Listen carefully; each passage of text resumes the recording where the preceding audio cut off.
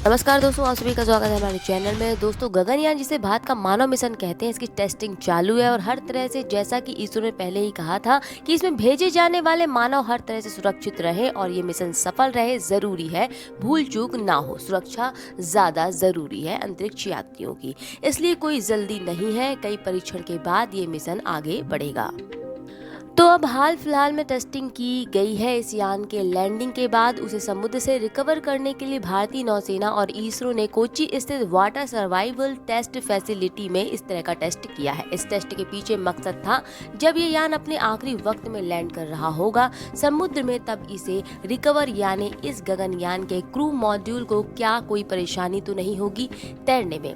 इसकी तैरने की क्षमता के लिए टेस्ट किया गया, जिसमें तेज लहरों में से इस क्रू मॉडल को गुजारा गया।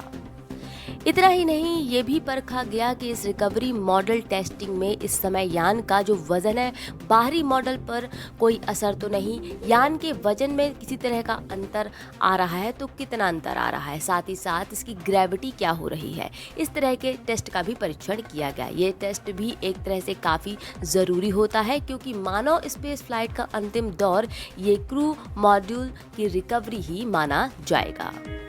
जैसा कि पहले ही इसरो प्रमुख ने बताया है कि अंतरिक्ष यात्रियों को धरती की निचली कक्षा में ले जाने से पहले गगनयान के क्रू मॉड्यूल के 2 मानव रहित मिशन पूरे किए जाएंगे, जिससे इसके अंदर की सभी तकनीकी सिस्टम ठीक से काम कर रहे हैं या नहीं, इसे परखा जा सके।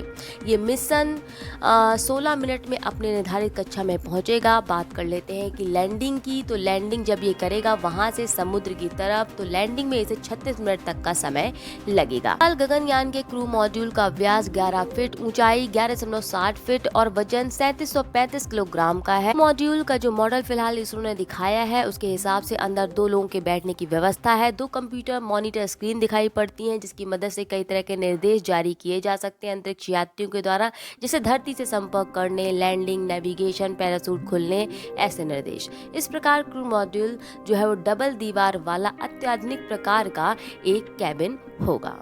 क्रू मॉड्यूल का अंदर का जो बॉडी होगा उसमें भी लाइफ सपोर्ट सिस्टम लगा होगा। यह उच्च और निम्न तापमान को बर्दाश्त करने की क्षमता रखने वाला होगा। अंतरिक्ष यात्रियों को किसी भी तरह से परेशानी ना हो, यानी अंतरिक्ष के रेडिएशन से अंतरिक्ष यात्रियों को बचाएगा भी ये क्रू मॉड्यूल।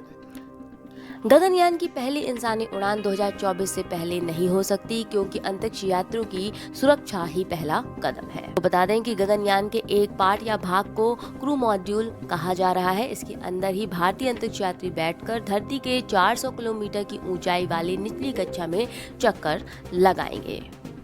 तो दोस्तों, ये थी पूरी खबर गगनयान की टेस्टिंग यानी लैंडिंग के बाद उसे समुद्र से रिकवर करने के लिए जो टेस्टिंग है वो की गई है। फिलहाल इस खबर में इतना ही, और खबर के लिए जुड़े रहिए हमारे चैनल एन वर्ल्ड, हमारे चैनल सोच से। फिर मिलेंगे नई खबरों के साथ। नमस्कार।